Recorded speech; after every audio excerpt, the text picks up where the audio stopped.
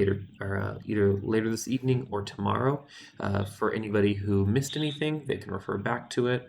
For anyone who's not here at the meeting, they can also watch later. I'll try to get through this meeting as quickly as possible. I know a lot of you are returners. I'm sure it's going to be just the same information as it is kind of every season for you, and I don't want to take up too much of your time if there's no new information. But this is always the best opportunity for you to ask me questions directly, bring up issues that you may have noticed, put things on my radar. I know sometimes calling me, emailing me, especially this time of year, gets really difficult just because there's a lot of stuff going on. Right now, we're trying to prep for 5 different leagues and all of the other minutia that goes into planning it out. So I may forget to respond to emails or respond to phone calls, for which I do apologize. It's never my intention. Sometimes things do get lost, so that's why I do appreciate having these meetings. It's a chance for me to interact with you a little bit more personally. You get to see who I am, and you get to ask me any questions that I can answer for you, or at least know that I need to address later. Again, everyone, please leave your cameras off. Please leave all comments and chats in the chat box. And we're about to begin. Okay, everyone, thank you all for being here. For those, the purpose of this meeting, I'm going to go over all the resources that you need as a manager to help effectively run your team this season. We'll be going over the rules and regulations, expectations of you, your team, and even your fans. The expectations that I place on our umpires, referees, and my staff as well. The park rules as well as the league rules. And then at the end, we'll have time for Q&A if there's anything that you don't quite understand or you want a little bit more clarification on. Unfortunately, it was a very busy day today, and I do not have the schedules for next season ready to post yet, but the schedules will be posted early tomorrow before lunchtime. Ideally. I am still waiting to hear back from a few captains about their team names and the skill level of their team. So everyone has been placed, and adjustments may need to be made. However, if I don't hear back from them before tomorrow, we're going to release the schedule as it is, and if they don't like it, that is unfortunate. But we always are willing to make adjustments mid-season if we need to. Okay, so right now what I'm going to do is I'm going to share my screen so everybody can see what I'm looking at. Okay, where I got my chat box? Where is my chat box?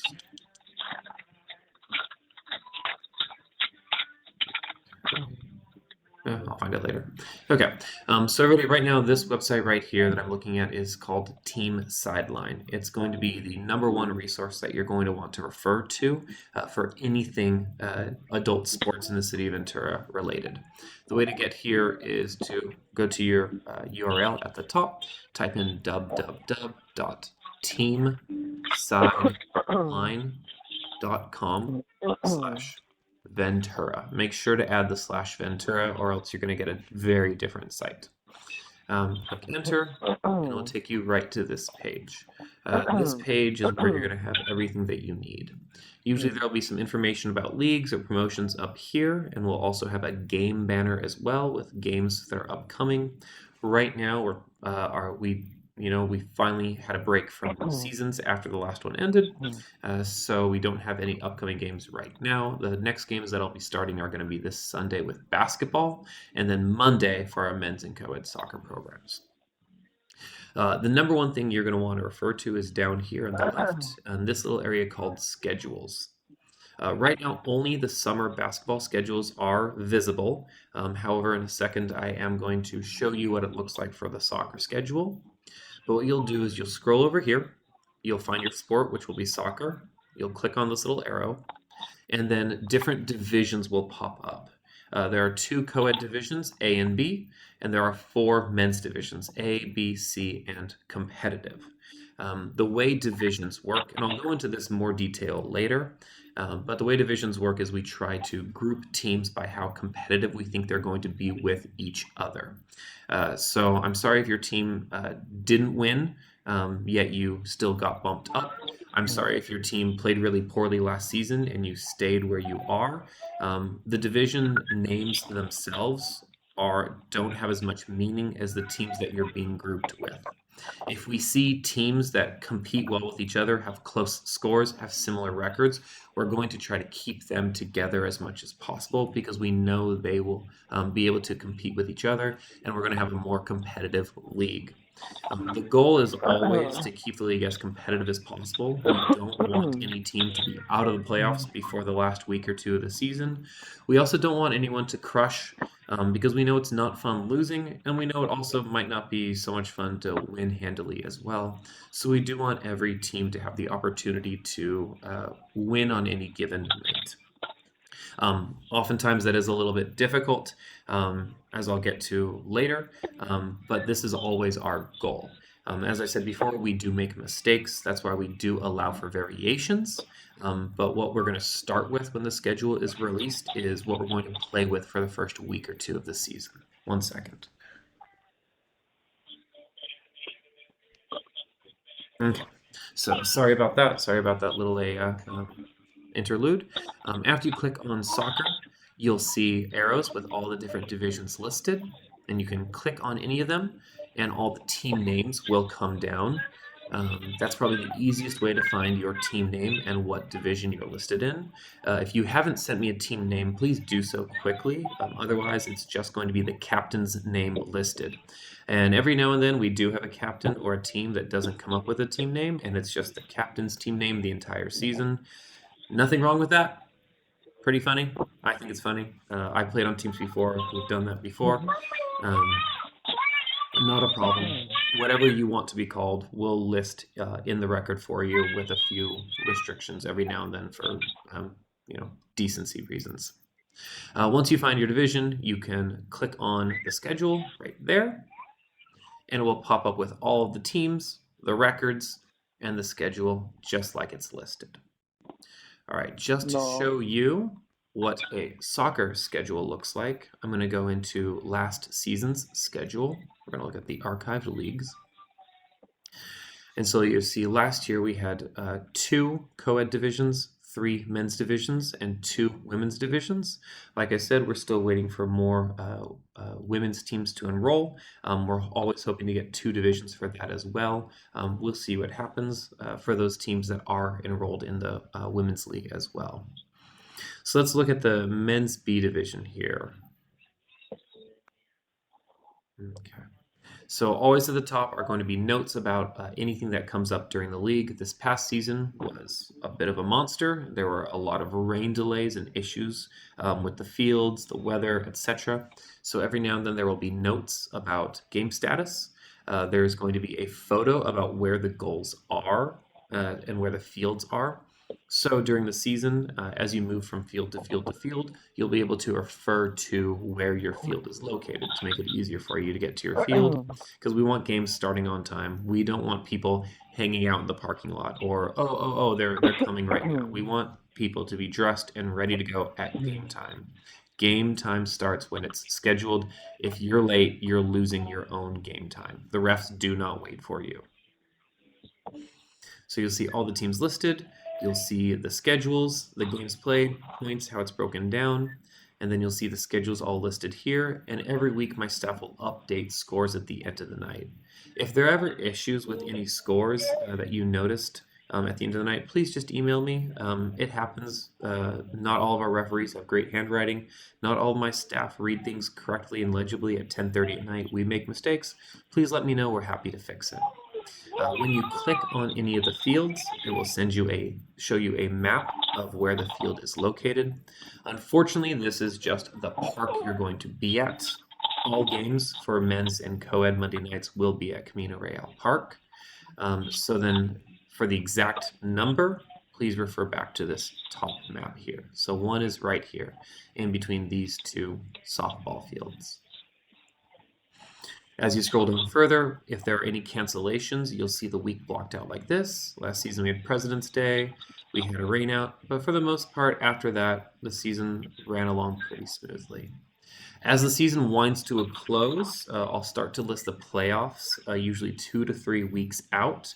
I usually wait a little bit of time just because I usually wait just a little bit of time just in case there are issues.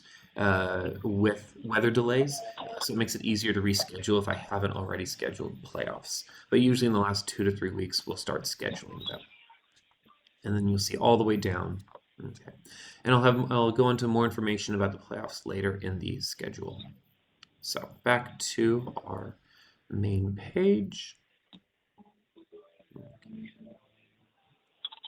Okay, I believe I had a comment, and hopefully I can find it and respond to it. There we go. Okay.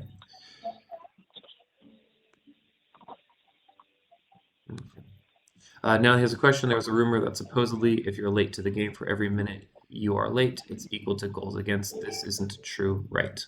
Lol. So in terms of being late, as I said before, game time starts when it's scheduled. And we are in talks right now of creating some form of accountability for teams that are late. We don't know what they're going to be. It's not going to be 1 goal per minute. That's insane. But basically, this is to encourage teams to get there on time.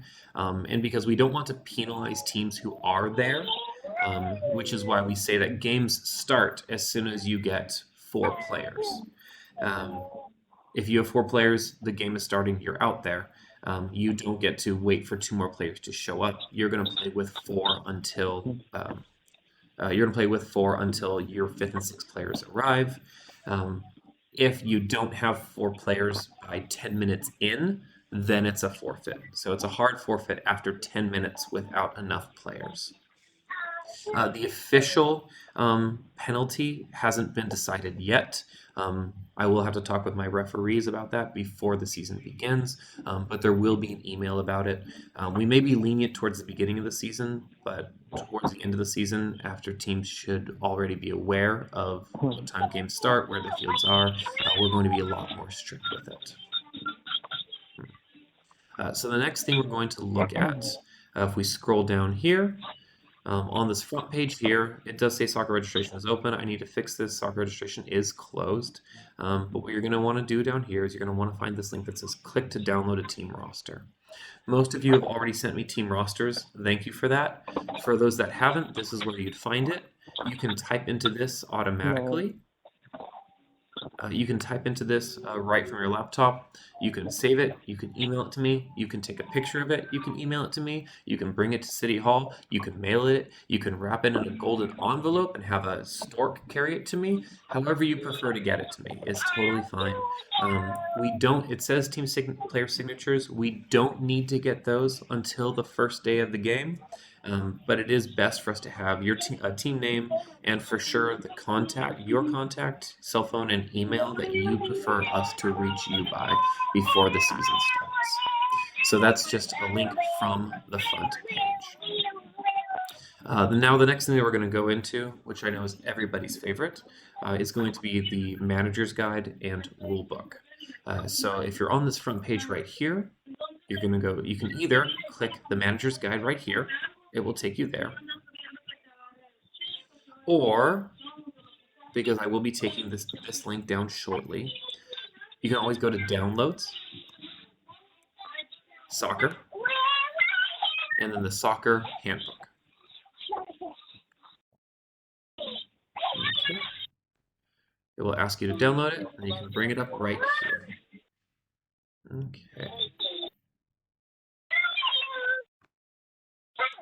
All right. So this is the handbook, and it's here for you to read. You can always refer to it. So I'm going to go through this quickly. It's not going to go anywhere. You're all adults. I trust you to, go through this on your own. Make sure you also make this accessible to your teammates as well. It's really important that everybody on the team understands what's going to be expected of them when they participate in the leagues. And it's also good for them to know the rules and regulations and what to expect from myself, staff, and the referees as well. We want everyone to have access to as much information as possible. So I'm going to go through this quickly, going to go over, clarify a few things that questions tend to arise from. If at any point I'm going too quickly, please let me know. I'm happy to slow down and clarify if anything isn't perfectly clear. Miguel, looks like you're having trouble hearing me. Is anybody else having trouble hearing?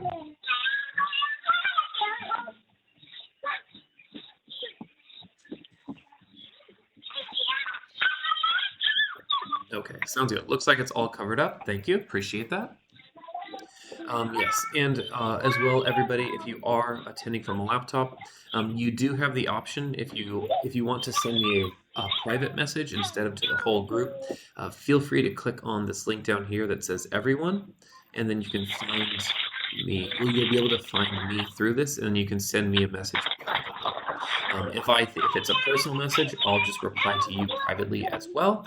However, if it's something I think could be a benefit for everybody in the group, I will mention it to the group, but I won't mention you personally as the one who brought it up if you don't feel comfortable with that. All right, so going over really quick at the top here, this is all the information about our leagues, where they played, how often they play, the nights, etc.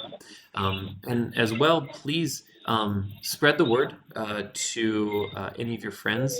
I haven't added on this yet, but I will, and it will be in the next fall sports activity guide. But we're adding a master division, which is going to be for teams with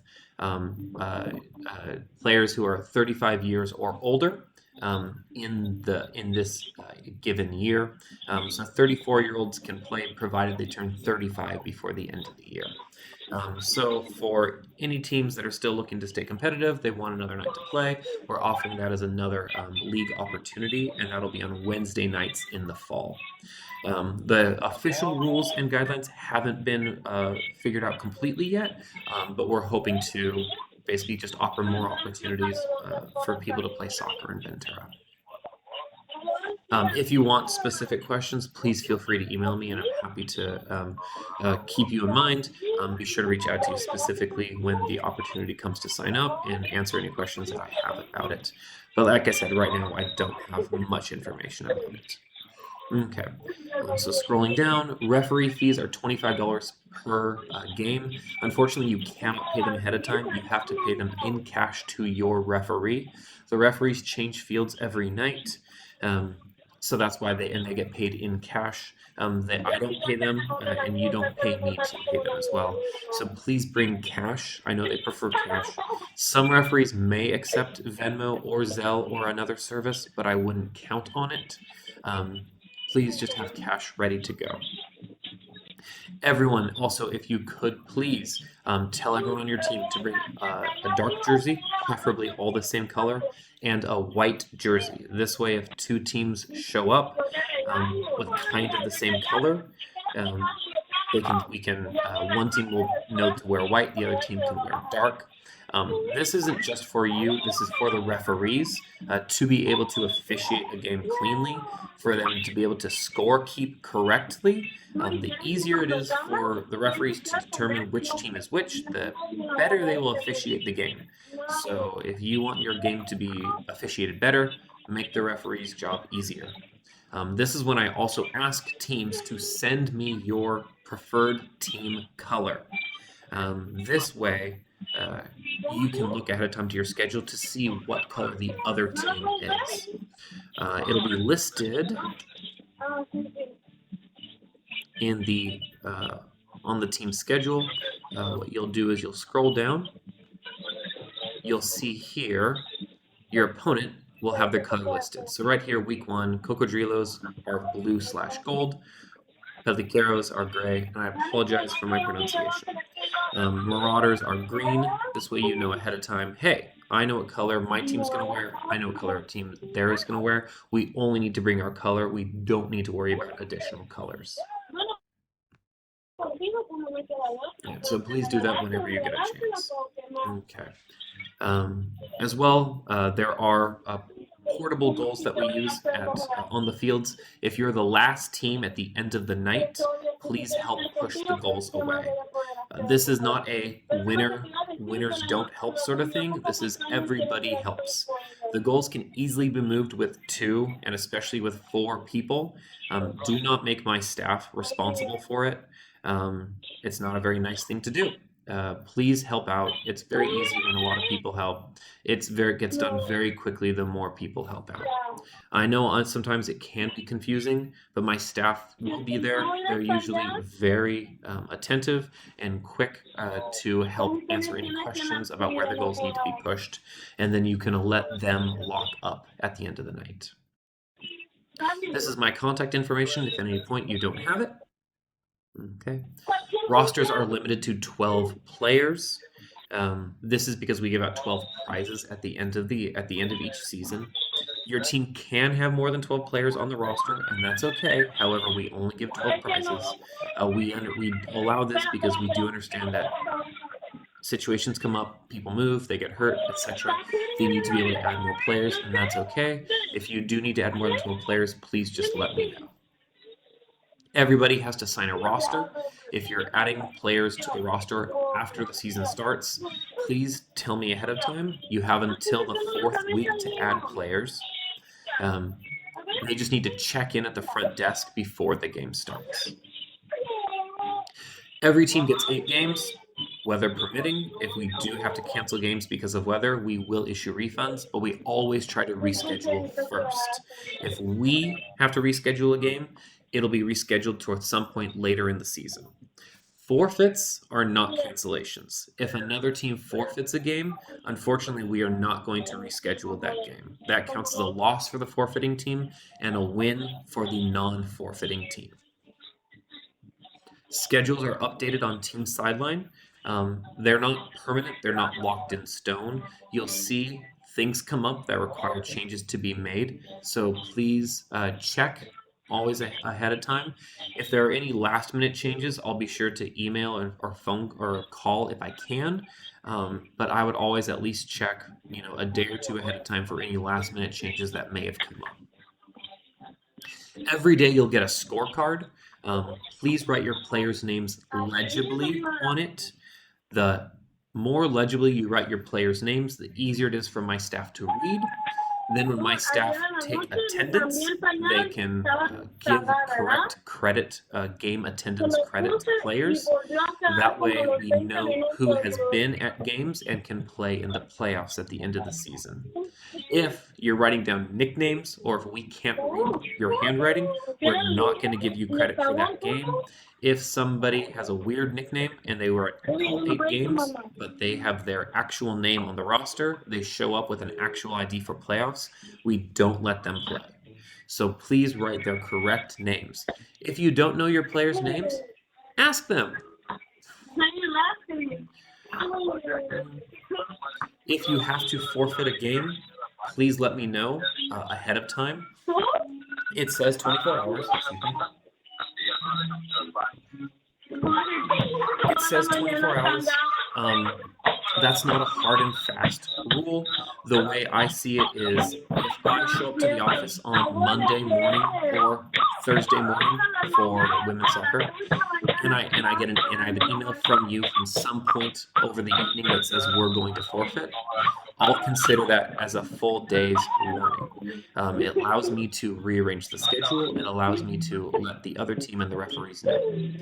If you do not give the full day's warning, or if you no-show, you're going to have to pay the full officials fee, which is $50, not $25. You pay for the other team when you forfeit.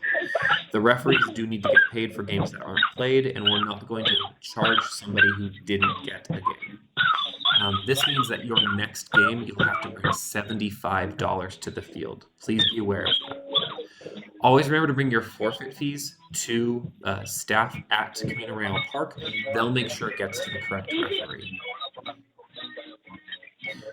Rico, yes, we are planning a 35 and older division for the men's league in the fall. It'll be on Wednesdays. If you want more information about it, please send me an email because I don't have much information about it right now, unfortunately.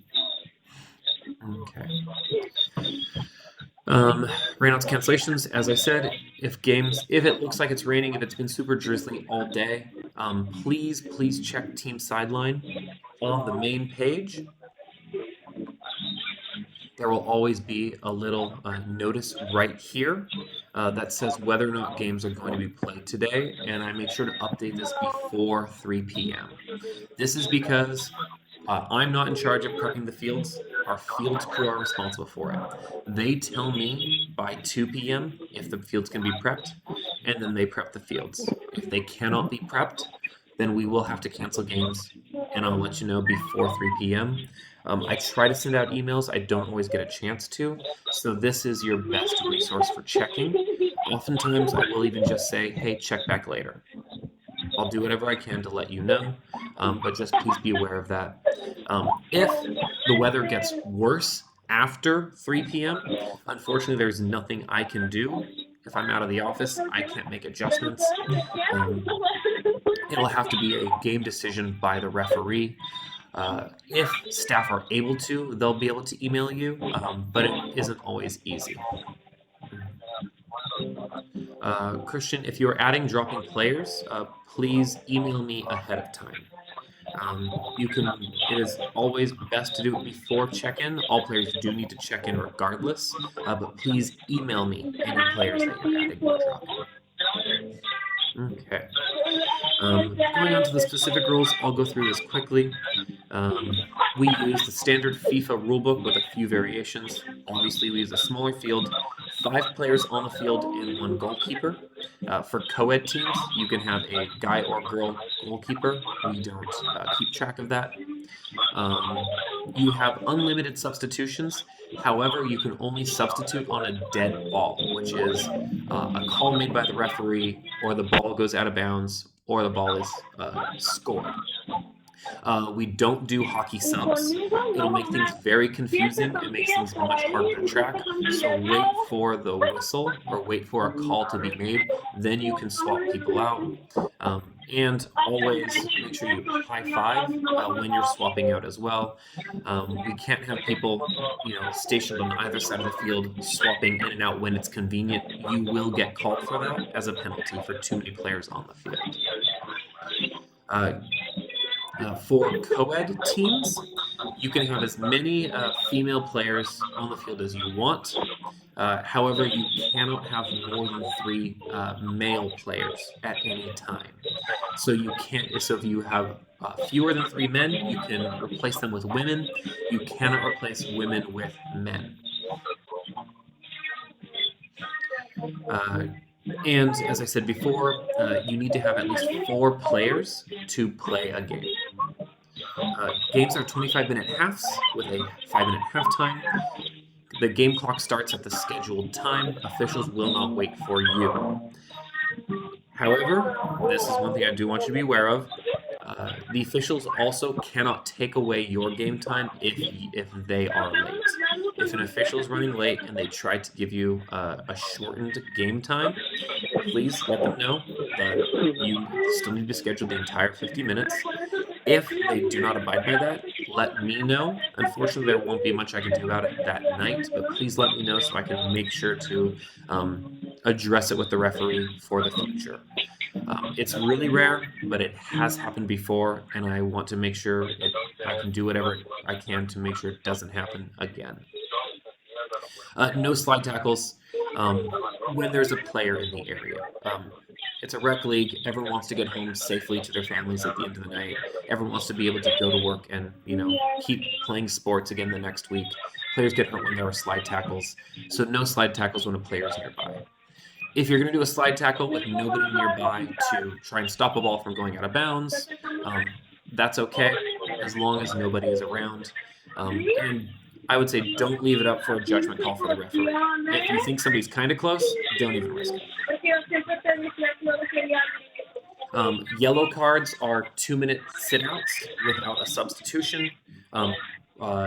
Any player receiving 2 yellow cards in a game will get a red card with no substitution and will be disqualified from playing the next week as well. We don't do throw-ins. We do kick-ins from the sideline, and all kick-ins are indirect, which means you cannot score a goal from a kick-in. All other free kicks are direct, including corner kicks, so you can score a goal. When defending a free kick or a kick in, defensive players must stand at least 10 feet away from the spot of the ball. The referee will usually mark it out and tell you where to stand. Don't argue, okay? They're not going to change their mind. You're just going to delay your own game. Just go back. Just stand where they tell you you're allowed to stand. Okay. And all restarts come after a goal is scored. The ball is put back into play by the goalkeeper who was scored on. We don't go back to the middle of the field. For returning teams that are already aware of the arc, but for newer teams, and also even for returning teams, please make sure your players, all new players, are aware. In front of the goal, there is an arc, all right, that only the goalkeeper is allowed inside of. The first week, I know referees will be a little bit more lenient about this, but by the second week, they will start giving penalties. If an offensive player is attempting to make a play on the ball and they enter the arc, it's an automatic turnover. If a defensive player is attempting to make a play on the ball and they enter the arc, it's a free kick by the offensive team. Once again, this is one of those things where you can enter the arc if you are not making a play on the ball, if you're just trying to get from one part of the field to the other.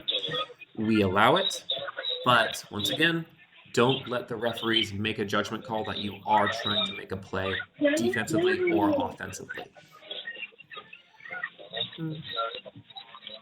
Goalkeepers cannot handle a ball that was kicked back to them by their own team. They can handle any other kicks from the defensive team or the other team, though. And goalkeepers can leave the arc, and another defensive player can enter the arc, but only the goalkeeper can use their hands. And as far as players sharing goes, please keep in mind we have technically 2 divisions for. No, I think we have. Oh no, we have 4 divisions for men's and 2 divisions for co-ed. You cannot share players on different teams in the same division. However, you can share players with teams in separate divisions. So players can play for a men's comp team and a men's B team, or a men's A and a men's B team. Players can play for co-ed A and for co-ed B, but you cannot have the same player play on a team and play on for 2 different teams in men's A. They will have to choose one team to play for. If they play for another team, that team will forfeit. That's an illegal player. We do understand that for co-ed divisions, it sometimes can be difficult to get women, and we don't want forfeits. So we do allow emergency substitutions for co-ed teams to replace women, but they have to clearly be marked with a large S as a substitute. So you are telling us that you are acknowledging it's an illegal player, but your only other option would be to forfeit a game. So please mark any substitutes on your team roster daily or on your team check-in.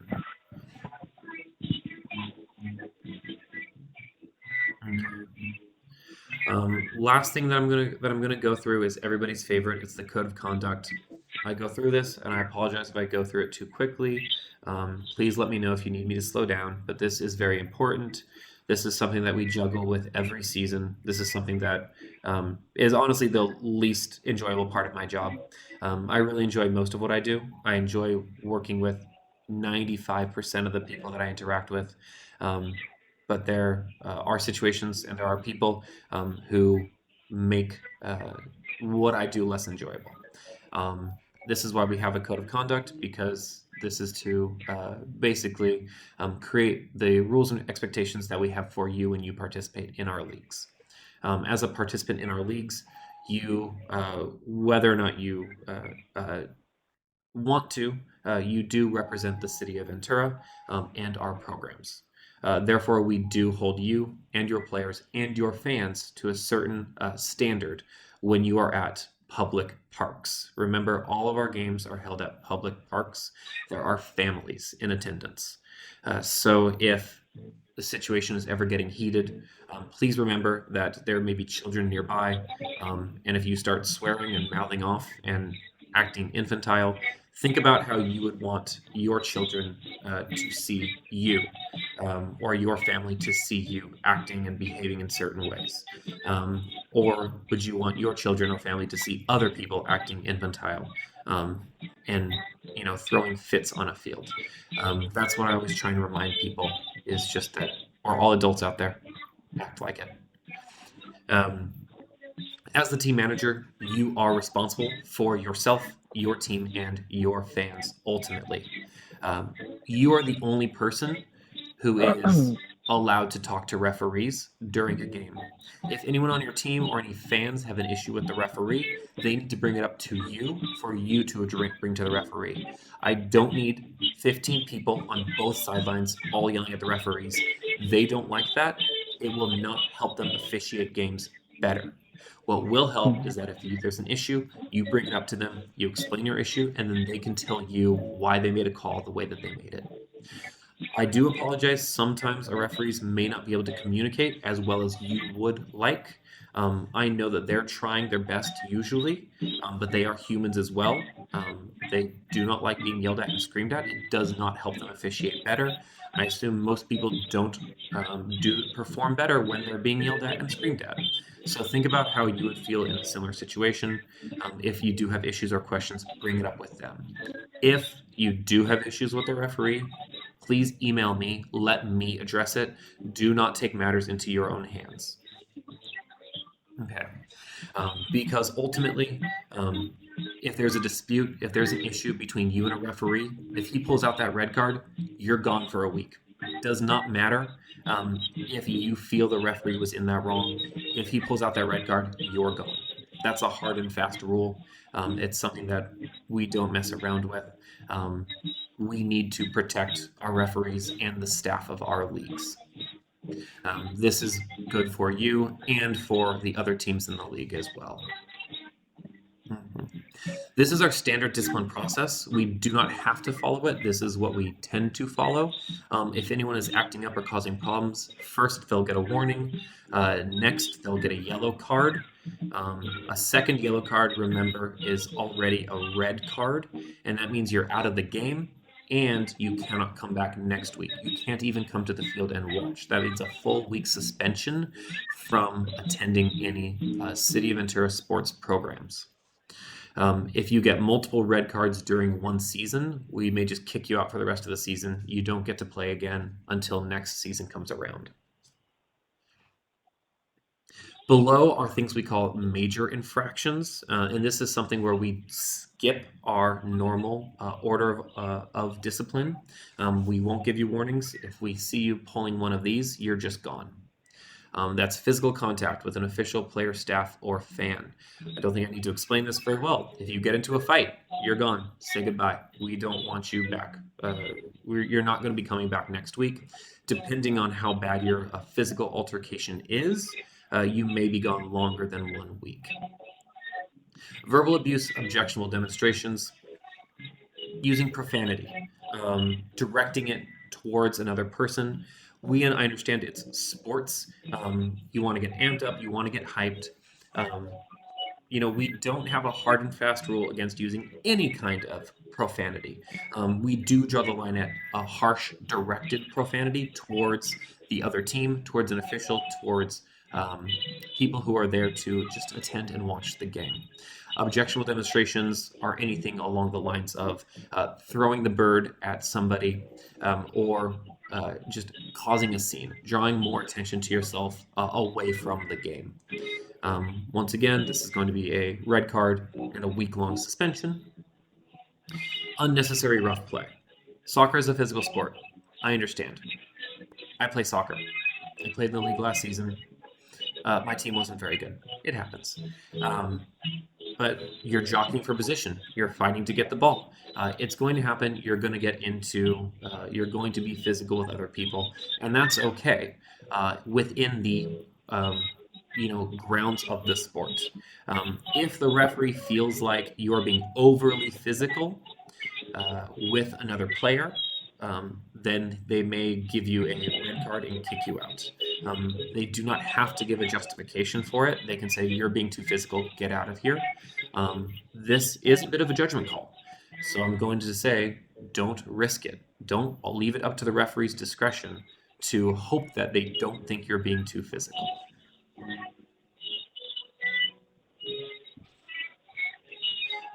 As well, I tell my referees to be incredibly vigilant, especially in the co-ed leagues, especially when there are larger men who would be overly physical with a smaller woman. Um, I tell them to be very quick with the yellows and the reds if they see a large man essentially bullying a smaller woman, because we want everyone to feel safe. That's always the goal. Everyone wants to go home to their families. Everyone wants to walk away saying that they had a good time. We can't guarantee wins, but we do want everyone to enjoy being out there and feel safe playing with their friends. If you're going to make somebody else feel unsafe, we don't need you in the league. And last, consuming alcohol. All City of Ventura parks are alcohol-free zones. Remember, they are for families. If the referee catches you drinking alcohol, they can kick you out and forfeit the game on the spot. Don't give them that opportunity. If you have a suspension longer than 1 week, you can appeal it. Send me an email explaining why you think the suspension was unfair, explain the situation, and I'll review it with my staff, the referee. We'll talk with the other teams as well, and then we'll let you know if we think it is a fair suspension or if we do agree it should or can be reduced. Lots of information about adding players throughout the season. Simplest thing to do, just email me the players that you're going to be adding to your team. Once again, players need to be added to the roster before the 4th week to be eligible. If you're worried about a forfeit, you can always, have somebody jump on in week 6 or 7, but they won't be an eligible team player, so they won't be eligible for the playoffs. They need to be on the roster, checked in, or else they cannot be in the playoffs. And players need to play in at least 3 games to be eligible. I get a lot of questions about the tiebreaker procedures because we don't do ours like a lot of other soccer leagues do. It tends to lead to some confusion, and that's okay. That's why I put it here for everybody to see, so you can all refer back to it. First is winning percentage. If you have a better record than somebody else, you're going to be placed higher in the standings. Next is head to head, which is if 2 teams played each other and they have the same record, the team that won the game between the 2 teams is going to be placed higher in the standings. Head to head differential, this won't happen a lot because teams rarely play the same team twice. But if there are 2 teams that have played each other multiple times and they have split games, then whichever team has the better or has the bigger point differential in those games gets the priority. The rest are all pretty standard. I've never seen a tiebreaker process go past the 3rd one. Doesn't mean it won't happen. I'm excited for when I have to try number 8, but I've never seen one go past 3. And last but not least, playoffs and awards. Every division, code A, code B, men's A, B, C, comp, and each women's division, depending if we have 1 or 2. The winner will get prizes at the end of the season. Like I said, there are 12 prizes for your 12 rostered players. If you have 15 rostered players, unfortunately, 3 players are not getting prizes. Playoffs and standings will be updated weekly, and the top 4 teams from each division will make the playoffs. Okay. Everyone, thank you for bearing with me. I know that's a lot, but I do appreciate your time. Now, as we wind to a close, I'm going to stop sharing my screen. And for everyone who's who's been with me the entire time, thank you. I appreciate it. It's good to know that you're all here. Once again, this meeting will be recorded and posted on the team sideline. And at this point, if you feel satisfied and you're ready to go, feel free to log off. If you have any questions you'd like to ask me, feel free to stay. Question from Miguel. Yes, there are playoffs in each division. Men's A, Men's B, Men's C each have their own playoffs, and the champion will each get a prize.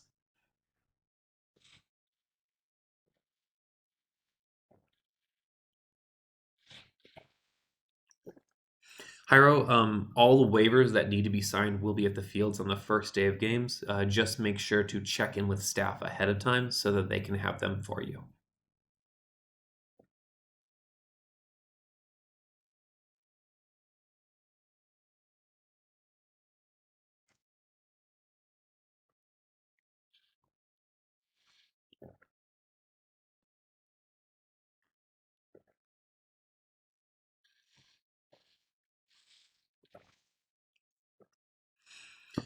Joseph, all players need to sign the roster and waiver regardless, but there is a special youth waiver that needs to be signed by someone under 18. So they do need to have a legal guardian at the fields for the first game to be able to sign the waiver for them. Players, Rudy, good question. Players only need to check in on the team roster before the first game that they play. However, every week you as the captain will need to sign them in on the daily scorecard. So they only need to check in with my staff once, but every day they play, they do need to be marked as in attendance. And the daily attendance is at the fields. Hyro, it can be an older brother so long as the older brother is considered a legal guardian.